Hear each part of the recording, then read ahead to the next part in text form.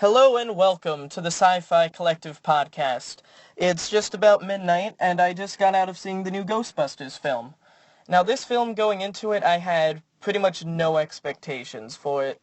When it was first announced about a year or so ago, I was really pumped for it. I was like, alright, we're getting a new Ghostbusters, it's going to be all-female cast, we're finally breaking from that nothing but white guy mechanic. I was like, alright, good, this will be something good, and I started coming up with my dream team for it. Zoe Deschanel and Emma Stone were always the two that I was like, they're gonna be in the movie, it's gonna be great, it's gonna be awesome.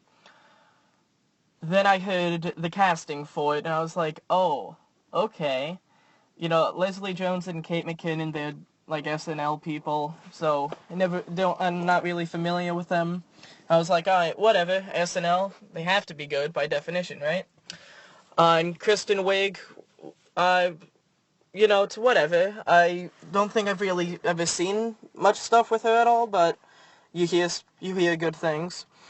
But when I heard Melissa McCarthy was cast, I was really, really disappointed. If you like her, more power to you, great. I do not think she's remotely funny at all. I think Mike and Molly is shit. I thought The Heat was shit.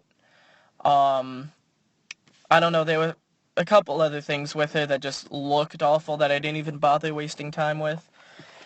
And so, casting came out, I was kind of disappointed in it. I was like, oh. But no, it'll still be good, it'll still be good. And then the trailers came out, and the movie looked like a huge fucking piece of shit. And I was like, alright, I'm gonna go because it's my obligation as a fan and as a nerd to just go. And I would hate it, but I would have to do it. And for me to be that defeated is saying a lot, because, I always try to be the optimist when I go into things, because if you go into something wanting to hate it or expecting it to be really bad, odds are you're not going to get any enjoyment out of it whatsoever. But, so I'm always like, yeah, let me be optimistic about it. Like, when I went to go see Dawn of Justice, I was with about 20 people, and I was the only one going into it thinking it could still be good, it could still be good. I was proven wrong on that particular occasion, but, whatever. But for this one, I was going into it not wanting to like it at all. Well, no, I wanted to like it, because, you want to like everything, but I did not go into it thinking I would like it, or that I would even smile once during it. And you know what? The trailers are the worst part of the movie, I have to say. The trailers are pieces of shit. I don't think there's any denying that. And they're terrible trailers for two reasons. One, we don't know anything about the plot from the trailers, and the trailers don't make the movie look good. Basically, the plot is essentially this one dude, after reading up on the Ghostbusters and on paranormal whatsoever, he decides he wants to bring in a ghost apocalypse on New York. Essentially, that's what the plot of the movie is. And, yeah, like I said, the trailers are the worst part of the movie. I actually was pleasantly surprised with it. I liked it. The first about the first third of it was really good, and the last third was really good. The middle part of the film was kinda, I don't know, it was off, I guess, 'cause, here's the thing. The first Ghostbusters is a movie about ghost hunters, and there are jokes in it. This movie was a comedy. Now, maybe I'm wrong on my assessment of the original film. Maybe there are a lot of jokes in it that I just miss, and it went over my head. But I never thought of Ghostbusters as that comedy movie. It was always that drama with a lot of jokes in it. It's like a lighthearted drama that is having fun with itself. But this movie was a full-fledged comedy, beginning to end. And for the most part, it worked. All the really stupid humor and just the cringe-worthy moments that are in the trailers, those are the worst parts of the movie. There was a lot of genuinely good moments in it. I laughed quite a few times. Actually, Chris Hemsworth is the funniest part of the movie, I have to say. And being that it's an essentially all-female cast, that's kind of disappointing to say that the one guy in it is the funniest part, but he plays the dumb blonde perfectly. He's a combination of the dumb blonde and the dumb musclehead. And it's just really fucking funny. All of his... No, not all, because there were some offhand one-liners that fell flat, but most of the things he did were really good. There's a scene early on where he's interviewing for the role, and it's just complete bullshit nonsense, the things he's doing and saying, but it's all funny. They all work. And the main cast too, Leslie Jones, Kate McKinnon, Kristen Wiig, Melissa McCarthy, they all have good moments. All of them make me laugh. Even Melissa McCarthy had some moments and lines that got me. But Chris Hemsworth, comedy-wise, steals the show. There's this one point where after he's already been hired, and he's just working there, and he's like, oh, hey guys, come here. And he holds up two pictures. One is of him shirtless with a saxophone in his mouth, and the other is of him shirtless with the saxophone by the side of his head. And he just goes, which one makes me look better? The one of me playing a saxophone, or the one of me listening to a saxophone? And it's just so fucking stupid. But it works, you know? It's one of those things that it just works. And I think part of it works because you want it to. Again, I think this is a film that if you go into it wanting to hate it, and you're already one of those people that's like, oh, female Ghostbusters, that's fucking over my childhood, fuck this shit, then yeah, you're gonna hate it because you're going into it like that. I think the comedy in this film is definitely, it's very stupid humor, and sometimes it works and sometimes it doesn't. The trailer is perfect evidence of how that comedy and that sense of humor falls flat and doesn't work, but that's kind of like the same humor throughout the whole film, but for the most part, it works. It really does hit most of the time. So yeah, the whole beginning of the film, when we're just getting introduced to the Ghostbusters, up until they catch the first ghost, that's all really good, it's funny, it all works.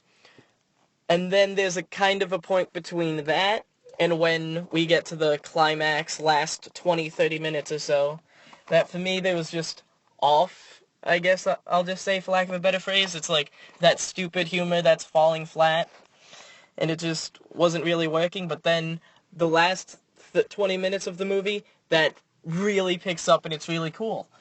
I see no reason why this film had to be a reboot. It kind of doesn't make any sense to me.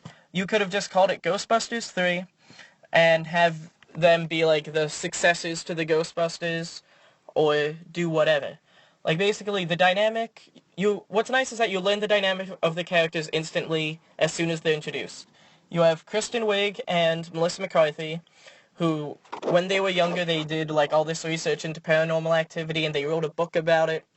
But then eventually Kristen Wiig decides to go pursue like real science, quote unquote, and go work for Columbia. And Melissa McCarthy is like, no, fuck that, I'm gonna keep at this because I know it's true.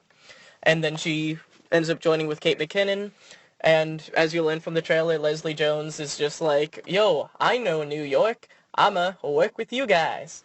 But it actually does make sense, because while she's working at the subway, a ghost comes and haunts it, and she's like, oh, fuck, let me go get the Ghostbusters. So yeah, I like that you learn the characters all, like, instantly, and it makes perfect sense to me. What is it? But yeah, there was no reason for this to be a reboot. Like, all you had to do was make the Ghostbusters have happened, and then make the book that Wiig and McCarthy write, have them be like, oh yeah, we saw them as like these heroes, and we did even more research into it. And one really, really cool part of the movie that it happens towards the very end, and it's again why, as I was watching it, I was thinking, if they just made it Ghostbusters 3, we could have had this throughout the whole film, was, yeah, like, the proton packs that they always use, that just is to, like, grab onto the ghosts and capture them. It's never... that's the thing with them, they always just capture the ghosts. They never, like, fight them or kill them or anything. And when it comes to the climatic scene at the end, they have all these gadgets, like they have guns, they have grenades to mess with the ghosts. There's this one thing, it was called the ghost chipper, and it basically is like a wood chipper, but it's like handheld and it sucks the ghost in, and when it shoots out the other side, they're all ectoplasm. And that, see, I think it was Leslie Jones who ended up using that, and I was just like, fuck yeah! Like, I got pumped as that happened. So that's one thing I wish, like, if it was just Ghostbusters 3, they could have had that throughout the entirety of the film. And it would have been a little cooler, but, you know, whatever. If this movie does well, which I think it will, the sequel, hopefully they'll use that throughout the whole thing. Sigourney Weaver and Bill Murray have really small cameos in the film, which was kind of nice to see, just for them to be there again. One other minor critique I'll have is, throughout the film they have the Ghostbusters theme, obviously, and in the beginning it's the classic 80s Ghostbusters theme. And in the very end, during the climatic battle, there's a really cool remix of it, of just the instrumentals. And it's this cool action scene that's happening, and there's the instrumental remix of it. I'm like, fuck yes, this is awesome! But then, at one point, oh fuck, when was it? It's just when they're driving to go capture their first ghost, and that dumb scene from the trailer where they're like, alright, let's go. Oh, well, you do it next time, That cringeworthy moment. During that car drive and that whole scene, there's like a really weird, like, hard rock remix of the song that sounded kind of dumb. You know, but whatever. Ultimately, it was enjoyable. I liked it a lot. Again, that middle portion was just kind of lame, but it's forgivable, because the beginning was really good, again, the end was really good, and just, Kate McKinnon, I think, was my favorite of the four, because she was just like, something's off about her, she's just very weird and neurotic, but she just has so much fun with everything she's doing, and there are a few scenes where, like, they're celebrating or just playing music, and just the way she's dancing and all that is just really fun to watch. It's easy to tell she was having the time of her life during the film. Yeah, I guess that's pretty much all I have to say, really. I guess I'd give it out of 10, like a 7.5 out of 10. And, yeah, it blew my expectations out of the water. Did not expect it to be remotely good, and it ended up being really, really good, actually. So, yeah, I'd say go check it out if you want. It's definitely worth a watch, worth your money. Ghostbusters 2016 was actually a good film. Alright, I'll talk to you guys later.